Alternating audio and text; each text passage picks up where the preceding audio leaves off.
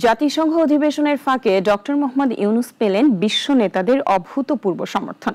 11 দেশের সাবেক প্রেসিডেন্ট, প্রধানমন্ত্রী সহ প্রভাবশালী সংগঠনের প্রতিনিধিরা একসাথে সাক্ষাৎ করে বাংলাদেশের অন্তর্বর্তী সরকারের প্রতি আস্থা জানালেন।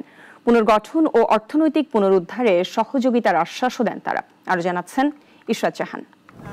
জাতিসংঘ সাধারণ পরিষদের অধিবেশনের সাইডলাইনে নিউ ইয়র্কে প্রধান উপদেষ্টা অধ্যাপক ডক্টর মোহাম্মদ ইউনূসের হোটেল স্যুটে এক নজিরবিহীন বৈঠক হলো। বিশ্বের 11টি দেশের সাবেক প্রেসিডেন্ট ও প্রধানমন্ত্রী সহ প্রভাবশালী নেতারা একসাথে তার সঙ্গে সাক্ষাৎ করেন। প্রতিনিধি দলের নেতৃত্ব দেন লাটভিয়ার সাবেক প্রেসিডেন্ট ভাইরা ভিকে ফ্রেইবার্গা। সঙ্গে ছিলেন স্লোভেনিয়ার সাবেক প্রেসিডেন্ট বরুত পাহর, সার্বিয়ার বরিস তাদিচ, ইউরোপীয় কাউন্সিলের সাবেক প্রেসিডেন্ট চার্লস মিশেল, গ্রিসের সাবেক প্রধানমন্ত্রী জর্জ পাপান্দ্রেউ সহ একঝাঁক বিশ্বনেতা।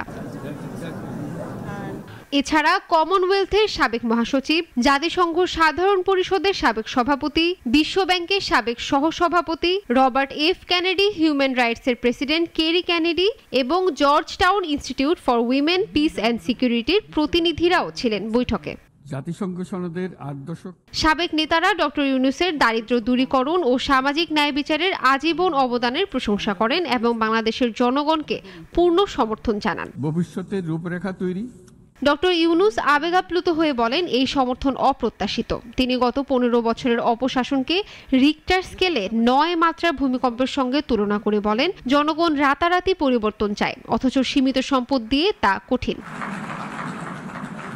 এদিকে ডক্টর ইউনূস যুক্তরাষ্ট্রের প্রেসিডেন্ট ডোনাল্ড ট্রাম্প আয়োজিত সংবর্ধনা অনুষ্ঠানেও যোগ দেন। সেখানে তিনি ট্রাম্পকে সুবিধাজনক সময়ে বাংলাদেশ সফরের আমন্ত্রণ জানান। ইশরাত জাহান, নাগরিক।